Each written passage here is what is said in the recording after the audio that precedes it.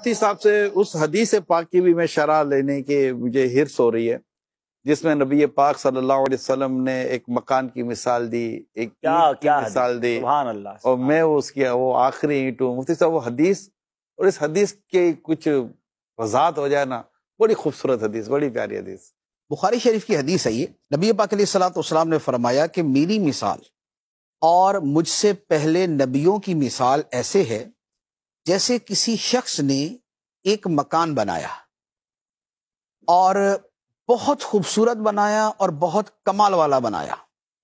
لیکن اس کے کونے میں ایک اینٹ کی جگہ خالی چھوڑ دی۔ لوگ آتے ہیں، اس گھر کے چکر لگاتے ہیں، اسے دیکھتے ہیں، اس کی تعریف کرتے ہیں اور اسے پسند کرتے ہیں، اس پر تعجب کا اظہار کرتے ہیں کہ کیا کمال کی بلڈنگ ہے یہ، لیکن وہ جو ایک اینٹ کی جگہ خالی ہے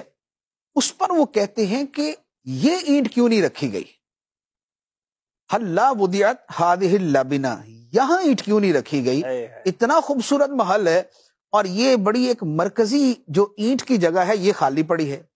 تو نبی پاک صلی اللہ تعالی علیہ وآلہ وسلم فرماتے ہیں ان اللبنہ وانا خاتم النبی، فرمایا کہ وہ اینٹ میں ہوں اور میں آخری نبی ہوں۔ کتنی صراحت اور کتنی وضاحت ہے اس میں۔ تو نبی پاک علیہ الصلوۃ والسلام کی تشریف آوری سے اب وہ جو قصر نبوت ہے، جو رسالت کا محل ہے، وہ اپنی تکمیل کو پہنچ گیا، اور یہ جو قصر نبوت ہے یہ مکمل ہو گیا۔ تو اب اگر کوئی نئی نبوت کی بات کرتا ہے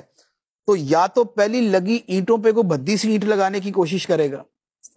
یا کوئی پہلی اینٹ توڑ کے اس میں سے کوئی اینٹ لگانے کی کوشش کرے گا، اور یہ دونوں ممکن نہیں۔ قصر نبوت خدا نے بنایا ہے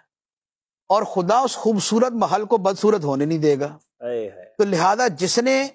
دعویٰ کیا ایسا اس کو دنیا کے اندر ہی رسوا کر دیا گیا۔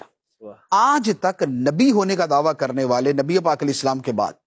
کوئی ایسا نہیں گزرا کہ جس کا دنیا کے اندر ہی انجام بد نہ ہوا، اللہ برباد ہوا۔ وہ دنیا کے اندر ہی لوگوں کے سامنے اس کا کذاب ہونا، اس کا جھوٹا ہونا، اس کا مردود ہونا، اس کا باطل ہونا یا اس کا مقتول ہونا، یہ کچھ نہ کچھ اس کے ساتھ وقوع ہوا۔ کیوں؟ اس لیے کہ خدا کے بنائے ہوئے خوبصورت محل کے اندر اس نے چوری کرنے کی کوشش کی، وہاں اس نے نقب زنی کرنے کی کوشش کی۔ تو اب جو خدا کے محل میں نقب زنی کرے گا